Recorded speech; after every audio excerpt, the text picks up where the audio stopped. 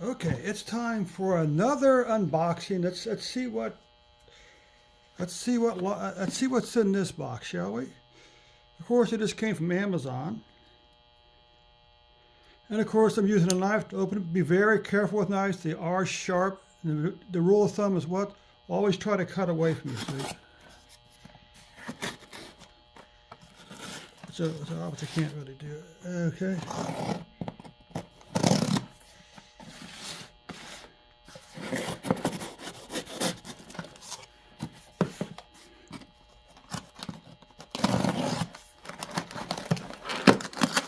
So what do we have here?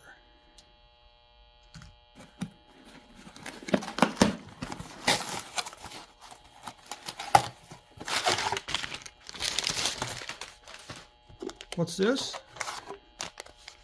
Why, these are some page darts.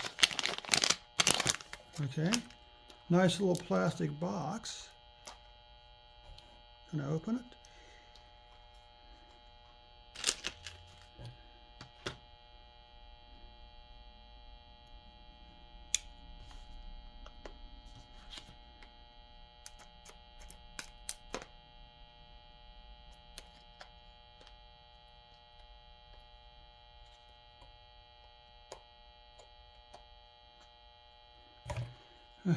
Here, let's try to get the cellophane off.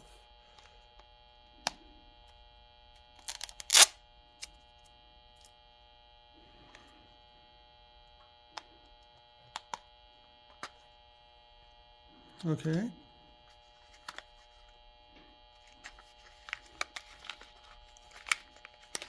And so you got all these wonderful little, they're called page darts, okay? Page darts. Very careful. And of course they fit inside of here, don't they? Okay, a nice little plastic case. You see what they are?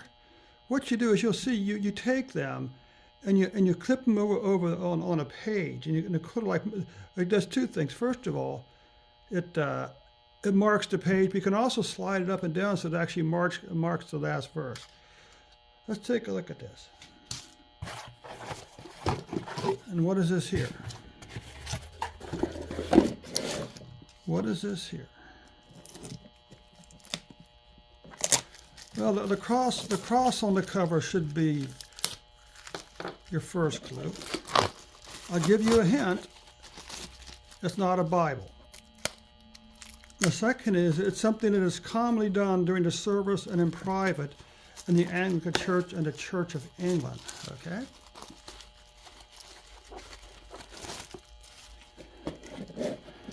What is it? It's a common book of prayer and the administration of sacraments or the rites, ceremonies of the church according to the use of the Protestant Episcopal Church in the United States.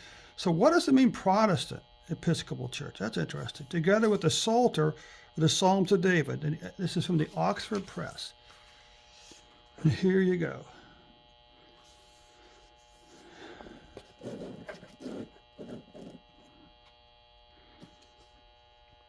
So you got two main prayers. You got the order of the daily prayer, sometimes called or morning prayer, sometimes called the office, and the order of the daily prayer, evening prayer. Okay, so the prayer starts on page 3. So what we can do is, of course, page 3, not including all the all the front matter. Okay, what you see here is the Psalms and lessons for the Christian year. Morning, evening. And while you don't have dates, you do have days of the week. And we are currently in, I think it was the 5th Sunday of Epiphany.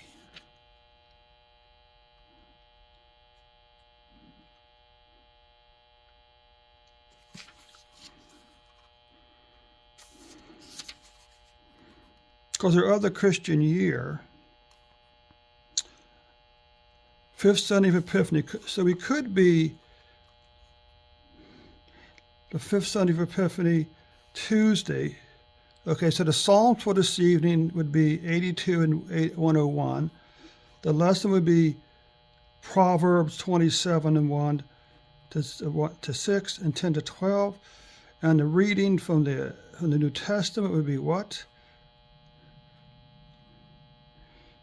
1 Peter chapter 1, 1 through 12. Now we could, for instance, do something like this. We could do something like this. Now the mystery is, why did he make it so complicated? What they should do is,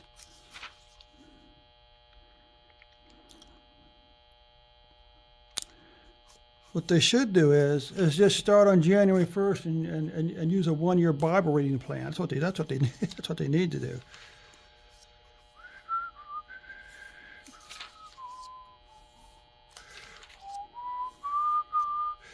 I lost my place with Epiphany, Trinity.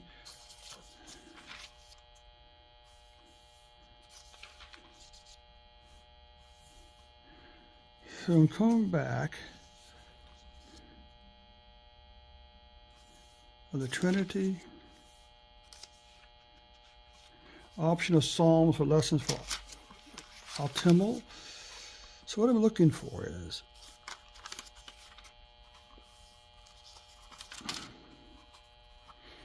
have you ever licked your finger to pick up pages?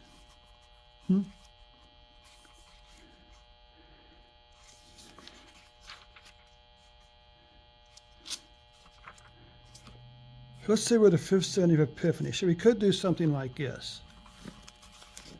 Okay. These are very, very thin and easy to lose. So let's say we are the 5th Sunday of Epiphany, the 5th week of 5th Sunday of Epiphany. We could do something like this.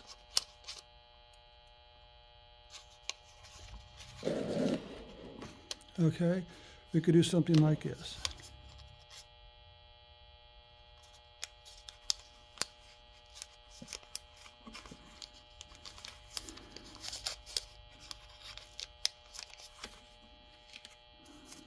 Okay.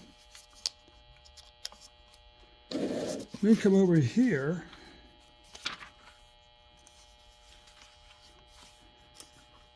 Lots and lots and lots of stuff, most of which makes absolutely no sense.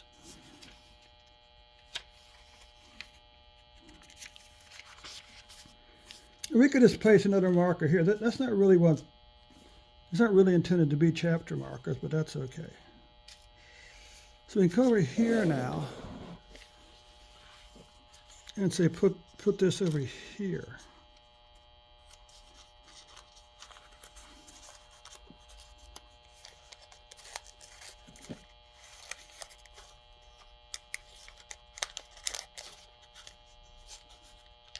We could put this up here at the top, even.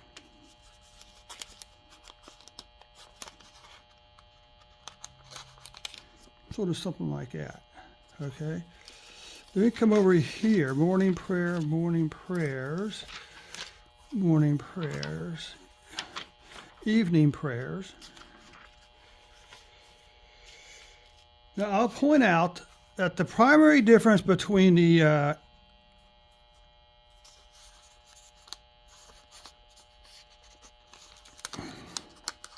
you may also see references to the what is it, 1662 version of this, which is sort of the original version. The biggest difference apparently between the 1662 and the 1928 is it was Americanized a little bit. Instead of praying for the monarch we pray for the president and Congress. Okay, so rather than pray for and a few other things, but it does, for instance, it should, for instance, preserve the original sort of Elizabethan so it preserves the original language from 1667, sort of the let's go ahead and put. I may wind up just using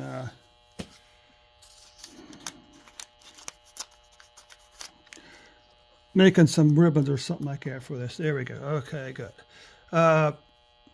It preserves the original language from the 1667 edition, which means it's 17th century or Elizabeth, sort of King James-ish type of language. Because you see it says, "Blessed is the man that hath not walked in the counsel of the ungodly, that stood in the way of sinners, and hath not sat in the seat of the scoffer. But his delight is in the law of the Lord, and in his law will he exercise himself day and night. And he shall be like the tree planted by the waterside, and will bring forth his fruit in season. His leaf also shall not wither, and look whatsoever he doth, it shall prosper. As for the godly, it is not. As for the ungodly, it is not with them. But they are like chaff, which the wind scattereth away from the face of the earth. Therefore the ungodly shall not be able to stand in the judgment, and neither the sinners in the congregation of the unrighteous. But the Lord knoweth the way of righteousness, and the way of ungodly shall perish. I'll just mention one thing. If you're reading the ASV Bible as I am, American Standard Bible as I do, you're going to realize that this is going to say, but Jehovah knoweth the way of the righteous. And with that, my dear friends, I'm going to go and bring this brief video to a close. I hope you enjoyed this unboxing, and maybe it even encourage you to go out and get your own copy of the 1928 Book of Common Prayer of the Protestant Episcopal Church in America. Thank you so much, folks. We'll see you later on this evening.